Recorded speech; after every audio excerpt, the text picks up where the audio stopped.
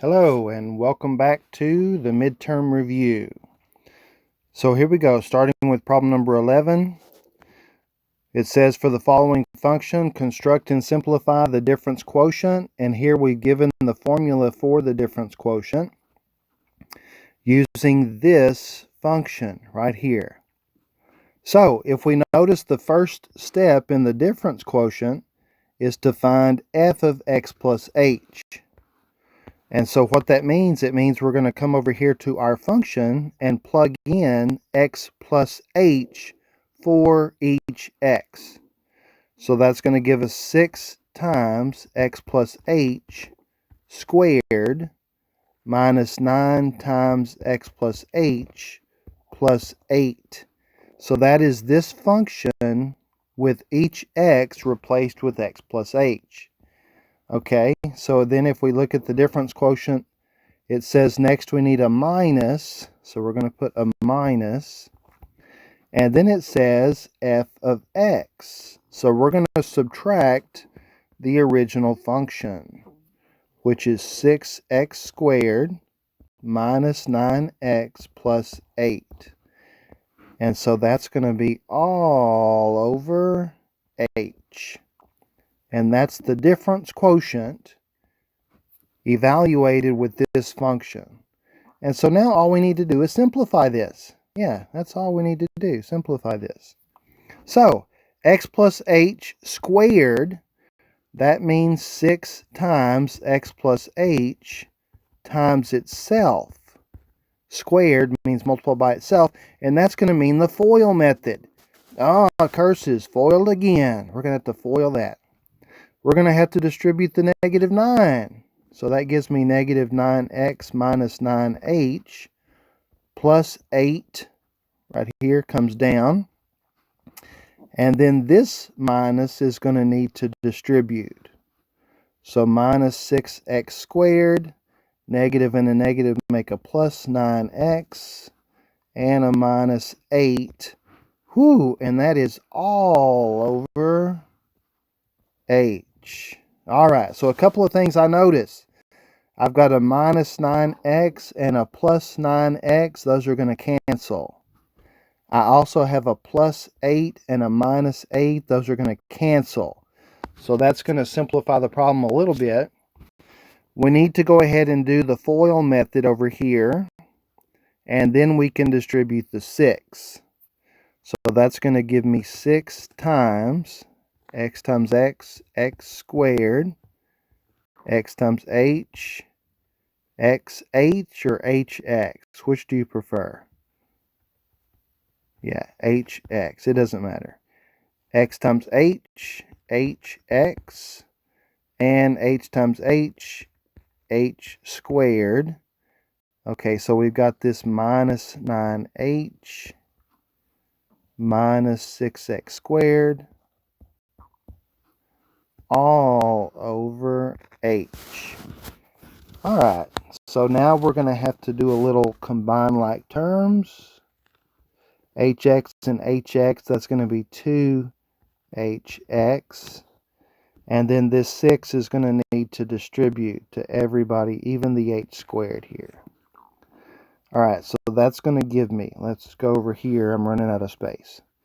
That's going to give me 6x squared. 6 times 2, that's going to be 12hx. 6 times h squared, that's going to be 6h squared minus 9h minus 6x squared all over h. All right, so we're almost done. 6x squared minus 6x squared cancel. And for these 3 terms that are left, did you notice that they all have an h? So that means that what I can do is I can take this h in the bottom and I can take away an h from each term in the top. I think the way that would be preferred to show that is take the numerator and factor out an h.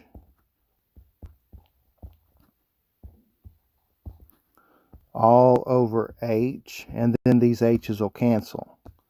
All right, so the final answer is 12x plus 6h minus 9. That is going to be the answer for the difference quotient. Whew, okay.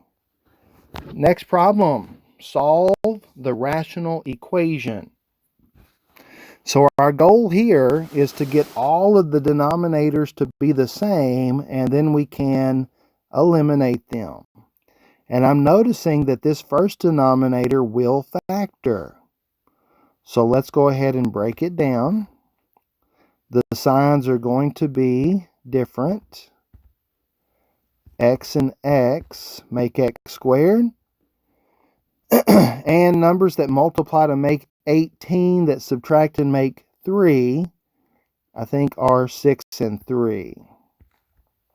So 3 minus 6 is minus 3. 3 times 6 is 18. There's that factored.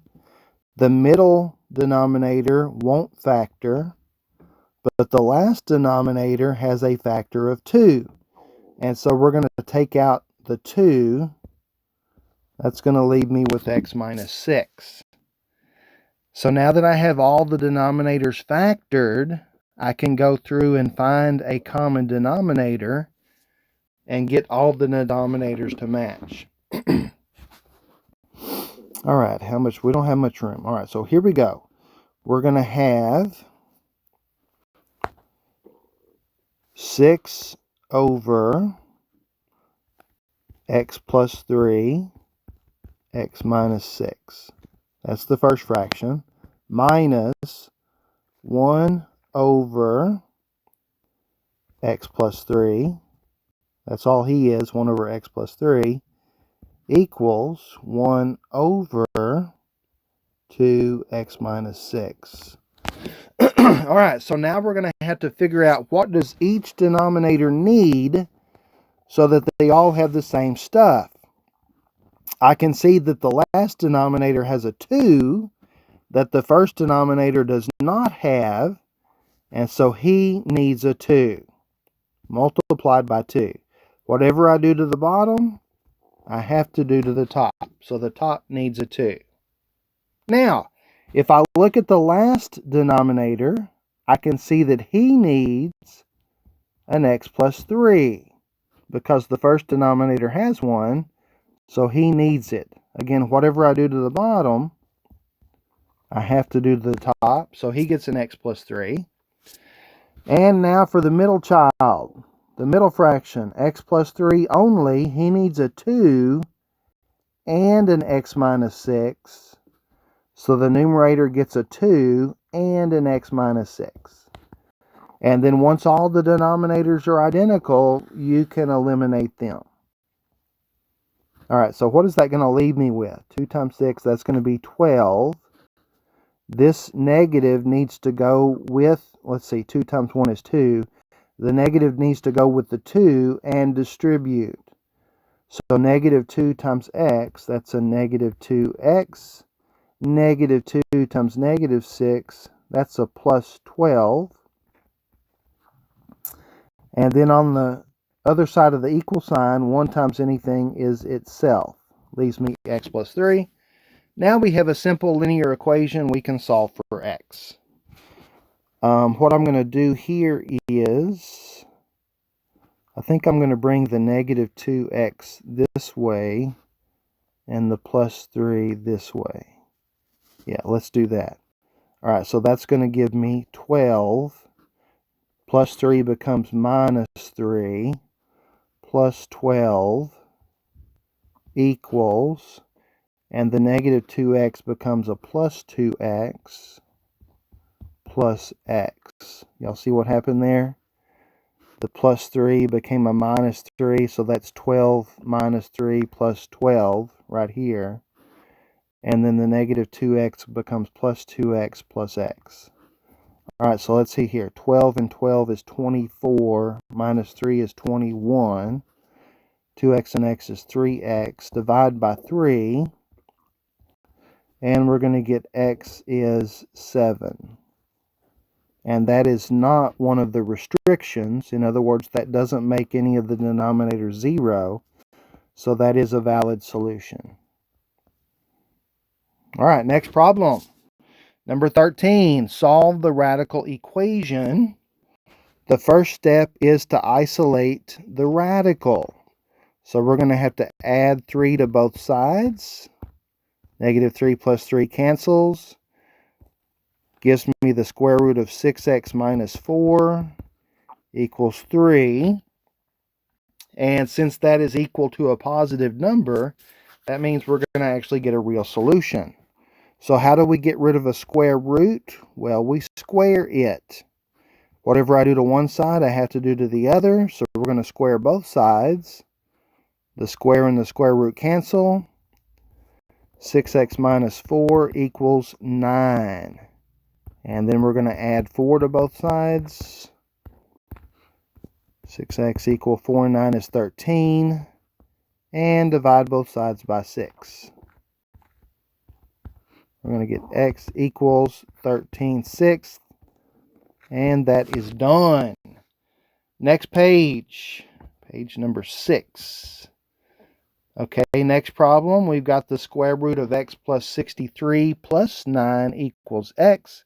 We have another radical equation. We're going to have to solve for x. So the first step here is we're going to take the plus 9 and bring it over. That's going to make it a minus 9. And that's going to give me square root of x plus 63 equals x minus 9. Again, to get rid of a square root, you have to square. But that means I have to square the other side. Notice we have to square the entire side.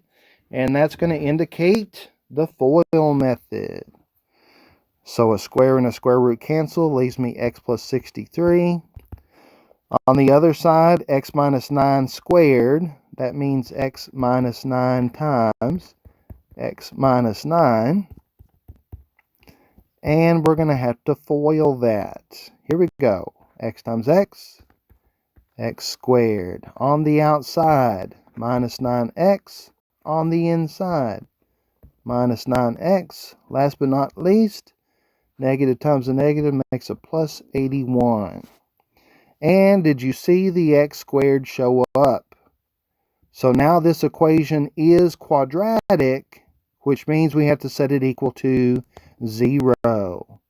So we're going to have to bring the x and the 63 over so that we can set this equal to 0. Here we go. We're going to have x squared, negative 9x and negative 9x. That's a negative 18x.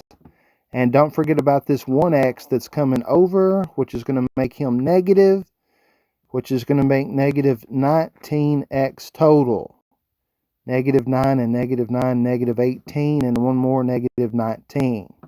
And we've got the plus 81, but we've got the 63 coming over, so we're going to have 81 minus 63, which gives me 18. And so now that my quadratic is equal to 0, I can solve by using the quadratic formula, by completing the square, or in this case, we're going to solve by factoring, because factoring is fast and easy. All right, so here we go. 0 equals. Now to factor this trinomial, we're going to have to read the signs. If there's a plus at the back, we have to look over here. And they're both going to be minus x and x to make x squared. Numbers that multiply to make 18 and add to make 19. That's going to be 18 and 1. And then we can set each factor equal to 0. Moving the negative 18 over gives me x is 18. Moving the negative 1 over gives me x is 1. So 18 is the solution. It turns out that if you go back to the original problem and plug in a 1, it doesn't work. I think I'm going to show that. All right, so if we go back to the original problem and plug in a 1, 1 plus 63 plus 9 equals 1. 63 plus 1 is 64. Square root of 64 is 8. 8 plus 9 does definitely not equal to 1. And so the 1 fails. But if you plug in the 18, it'll check. And so the only answer that I would want to receive there is 18. All right, next problem. Graph the radical function. Oh, and look at this. Write the domain in interval notation. So we're going to have to graph a square root function, and then we're going to come up with the domain. And since we've already done the domain of a square root once, I think we're going to start with that, and then we're going to actually get the graph, okay? So for the domain, we know that the radicand, the stuff under the radical, has to be greater than or equal to 0. So if I move, let's see, if I move the 4 over, negative 7x is greater than or equal to negative 4, and divide both sides by negative 7, x is, now listen, I divided both sides by a negative, and so that means the inequality has to flip. Whenever you divide both sides by a negative, the inequality flips. Negative over a negative makes a plus 4/7. And how did it want the domain? Interval notation. So that means everything from negative infinity, since it's less than, we're going to negative infinity, up to 4/7 with a bracket because it's equal to. So the negative 4/7 is included. There's the domain. And that tells me that this graph is going to go forever to the left, but it's going to stop at 4/7. Now, where is 4/7? 4/7 is like 4/8 is a half. That's going to be pretty close to a half here. Yeah. So let's see how we're going to, how am I going to graph that? Let's start with a table. Might be a good idea. And we'll start with 4/7 because that's apparently where the domain starts. I mean, on the right-hand side is where it starts, and then it curves back to the left. So if I plug in 4/7, that's going to give me a 0, and the square root of 0 is 0. So that's going to give me this point on my graph, okay? And so now we want to pick x's. Remember, since the domain is from minus infinity up to 4/7, we wouldn't want to pick numbers bigger than 4/7. So something smaller than 4/7. See here, so something like 0 maybe. Pick x to be 0. And so 0 times 7 is 0. 4 minus 0 is 4. Square root of 4 is 2. So we know we're going to be up at 2 at 0. And at 4/7 we're going to be at 0. Let's see, we need about one more number. What do you think? -1 maybe? -2? -5? I don't know. Let's go, I don't know. Let's stay pretty close. Let's go -2, just for fun. And then we're going to plug that in. So -2 times -7, that's 14. 4 and 14 is 18.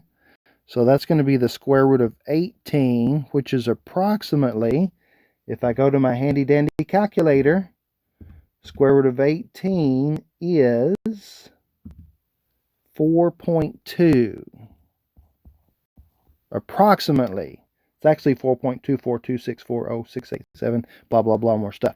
But approximately 4.2. So at -2, I'm going to be up at 4.2. Let's see here. -2, 4.2, somewhere about here.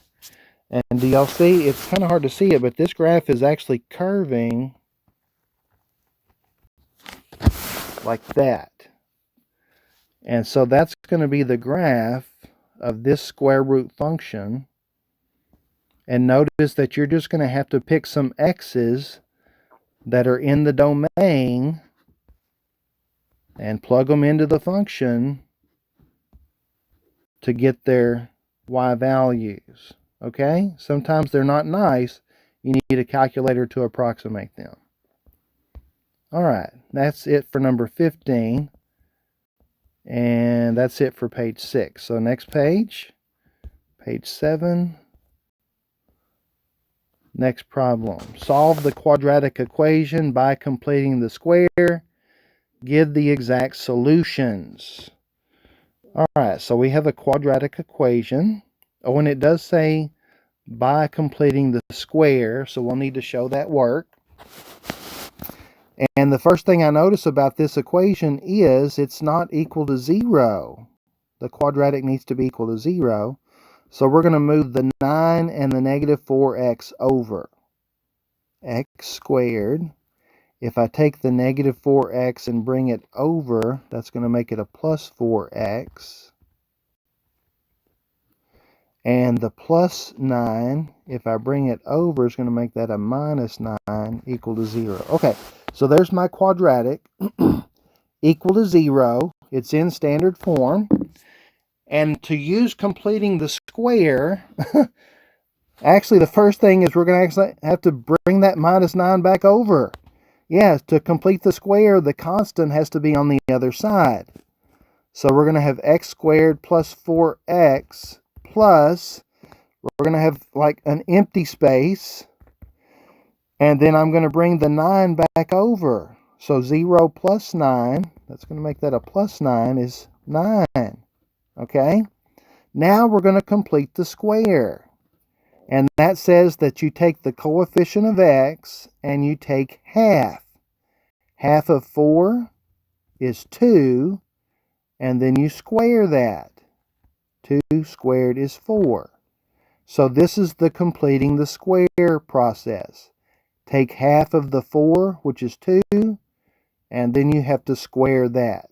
Now notice I did add a 4 to this side, so that means I also have to add a 4 to this side. And now let's see what we've got. Grab our eraser, get rid of this stuff, maybe get rid of those two. And what I noticed is I do have a nice trinomial now that'll factor. This is going to factor nicely. Let's go ahead and add 4 and 9 is 13. The signs are both going to be positive. X and x give me an x squared. Numbers that multiply to make 4, that add to make 4, that's 2 and 2. Now when you complete the square, these factors are always identical, which means that you can compress that into x plus 2 squared. And that's why they call it completing the square, because you get a perfect square trinomial. And now we need to get rid of this squared. So to get rid of a square, you have to square root. Whatever you do to one side, you have to do to the other. That's going to leave me x plus 2. 13 doesn't square root, so we're going to leave it square root of 13. But we do need a plus and a minus, because anytime you square root both sides, you do get a plus and a minus. And now the last step to finish this problem is we're going to bring the plus 2 over. All right, so the final answers, x equal, that's going to be negative 2 plus or minus square root of 13. And notice that it does say give the exact solutions, which means you need to leave the square root of 13 in radical form. These are the exact solutions. Next problem, find the zeros of the function. It says give the exact answers and approximate solutions rounded to 3 decimal places. And I noticed that this equation is quadratic. It's got an x squared. And so that means that I can either factor, I can complete the square, or I can sing the song and that means quadratic formula. And so what I'm going to do first is I'm going to set this equal to 0, bringing the 5x over, x squared, that makes that a minus 5x plus 35. And since I like to use the quadratic formula, when things don't factor, this definitely doesn't factor, so we're going to sing the song. We're going to use the quadratic formula. So the coefficient of x squared, which is a 1 in this case, that's a. The coefficient of x, negative 5, that's b. And the constant, 35, is c. And then just a reminder, the quadratic formula is x is equal to negative b plus or minus the square root of b squared minus 4ac all over 2a. There's our quadratic formula, and we're going to plug these values, 1, negative 5, and 35, into the quadratic formula. All right, so here we go. X is equal negative b. Notice that b is already negative, so that's going to make it a plus 5, plus or minus square root of b squared. Negative 5 squared is 25, minus 4, that's times a, which is 1, times c, which is 35, all over 2 times 1. So there's the quadratic formula evaluated, and now we need to simplify. And so if you're like me, you like to use the calculator when you can, I'm going to put the radicand in the calculator.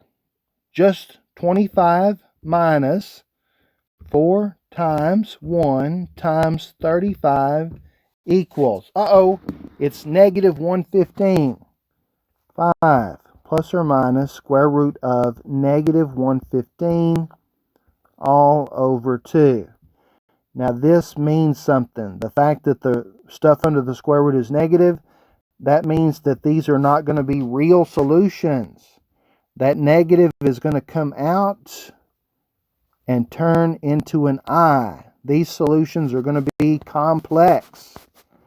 So that's going to be 5 plus or minus. And I wonder if the square root of 15 will simplify. Turns out that it will not. So that's going to be I square root of 115 all over 2. And let's make sure I didn't screw that up somehow. Yeah, that looks good. So these are the complex solutions. These are the exact answers. And then it wants to approximate the solutions rounded to 3 decimal places. I'm not sure how we're going to approximate the... Yeah, okay, so here we go. What we can do is we can actually divide each one of these by 2 separately. The 5 and the square root of 115. So 5 divided by 2 is 2.5. So that's going to be 2.5 plus or minus. And then we need the square root of 115 divided by 2 as a decimal, rounded to 3 decimal places. Square root of 115 divided by 2, that's going to be 5.362. 362. That 2 was a 1, but it was 19, so that rounds up to a 2. I. And so there are the decimal approximations for that solution. And that's the end of page 7. Here we go. Last page. Page 8. Oh boy, we got some long ones here. Answer the following questions about the function. So we notice that this function is quadratic. It's got an x squared. It says, does the parabola open up or down? Part A. Well, since the lead coefficient is positive, that means the parabola is going to open up. It's going to look like that. Get that? When the lead coefficient is positive, it opens up. If the lead coefficient was negative, it would open down. Part B. Does the parabola have a minimum or a maximum value? Well, if it opens up, it's going to have a minimum. See, the vertex here is going to be the lowest point, and so that's going to be a minimum value. Part C. Find the vertex. So here's what we know. We know that A is 2 and B is negative 12. And we do have a formula to find the vertex. So the vertex formula is negative b over 2a f of negative b over 2a. And then we just need to plug into this formula to get the vertex. All right, so here we go. B is negative 12. So that's going to be minus negative 12 over 2 times a, which is 2. And then f of whatever this is, because notice negative b over 2a is the same over here. So whatever this x coordinate is, we're going to plug it into f of x here. All right, so let's see. 2 negatives make a plus. 2 times 2 is 4. 12 divided by 4 is 3. 4 times 3 is 12. Yeah. And then that tells me what goes here. That's going to be f of 3. F of 3 says to come up here to f of x and plug in a 3 for every x. So f of 3, that's going to be 2 times 3 squared minus 12 times 3 plus 3. Plugging in a 3 everywhere there's an x. And then all we need to do is evaluate that. Using my handy-dandy calculator, 2 times 3 squared minus 12 times 3 plus 3 gives me a negative 15. And there is the vertex. Find the vertex. That is part C done. Part D, rewrite the function in vertex form. And just to remind you, vertex form says f of x equals a x minus h squared plus k. So vertex form is going to be a, which we know a is 2, x minus h. So what we know is that h is the x coordinate of the vertex, and k is the y coordinate of the vertex. So that's going to be x minus 3 squared minus 15. And do you see how easy that is once you know the vertex? Writing the vertex form is super easy once you know the vertex. All right, last question on the review for the midterm. Number 20, answer the following questions. We have another quadratic function, okay? What is the axis of symmetry? Well, the axis of symmetry is x equals h. And the h comes from the x coordinate of the vertex, which remember comes from this formula here. Minus b over 2a is how you find h. And so we're going to say x equals okay, so this is b. B is 12. A is negative 3. And so that's going to be minus b over 2a.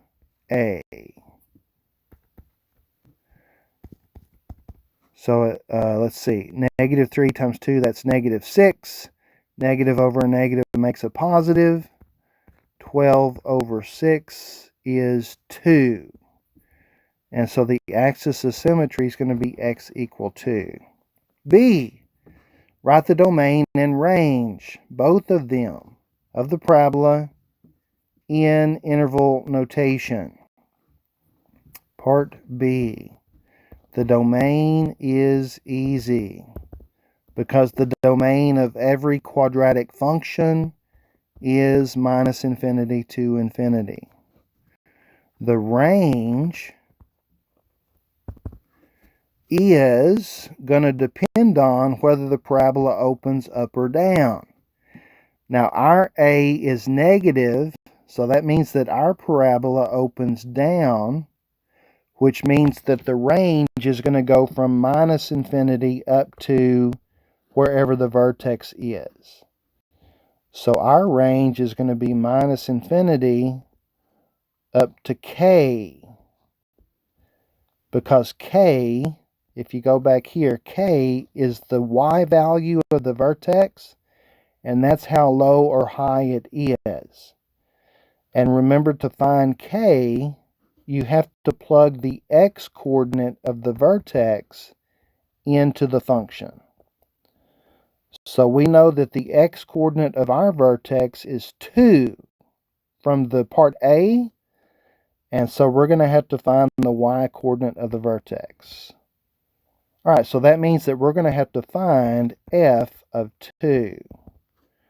So that's going to be negative 3 times 2 squared plus 12 times 2. And with our handy-dandy calculator, negative 3 times 2 squared plus 12 times 2, that's positive 12. And so that means that the range, if I can erase my k here, is going to be negative infinity to 12. And that gets the domain and the range done. Part B. Now, part C. Determine the intervals where the function is increasing and decreasing. Okay, so remember that our parabola opens down, and so we're going to be increasing from minus infinity up to 2 and decreasing from 2 to infinity, because 2, remember, is the x coordinate of the vertex, and if we go from left to right, that's going to be from minus infinity to 2 and then from 2 to infinity. So we're going to be increasing from minus infinity to 2 and decreasing from 2 to infinity. Did you catch that? It's because we determined that the parabola opens down, and so we're increasing up to the vertex and then decreasing after the vertex. And the last part, part D, find the x and y intercepts, and we do need to write those as ordered pairs. All right, part D. Let's do the y-intercept first because it's freaking easy. If you go to the quadratic function, whatever the value of c is, that's going to be your y-intercept. And we can see that there is no constant. So the y-intercept for this problem is going to be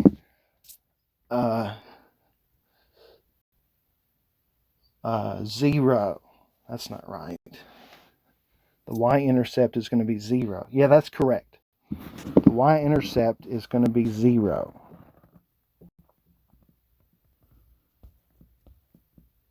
Find the x and y-intercept. All right, so let me get this straight. If x is 0, y is 0. Okay, I've talked myself into it. So the y-intercept is going to be the ordered pair 0, 0. Okay, let me explain that again. To find the y-intercept, basically you let x be 0. So if I let each one of these x's be 0, that's going to work out to be 0. So what did I let x be? I let x be 0, and therefore y was 0. And that gives me an ordered pair. Now I need the x-intercepts, and the x-intercepts are found when I let y be 0. So we're going to come up here. We remember that f of x is y. And so we're going to say 0 equals negative 3x squared plus 12x. And to find the x-intercepts, I actually have to solve this equation. And it turns out that this is not that bad to solve because this is a binomial. We can say, what do they have in common? And factor it out. So we have a negative 3x in common. We're going to factor out negative 3x. And that's going to leave me with x minus 4. And if you're not sure if you factored that out correctly, you can distribute and see if you get back what you had. And then we're going to set each factor equal to 0. Negative 3x equal to 0. Divide by negative 3. That's going to give me x equal to 0. X minus 4 equal to 0. Moving the 4 over gives me x equal to 4. So those x-intercepts as ordered pairs would be 0, 0. Because if x is 0, remember y was 0. And 4, 0. So those are the x and y intercepts.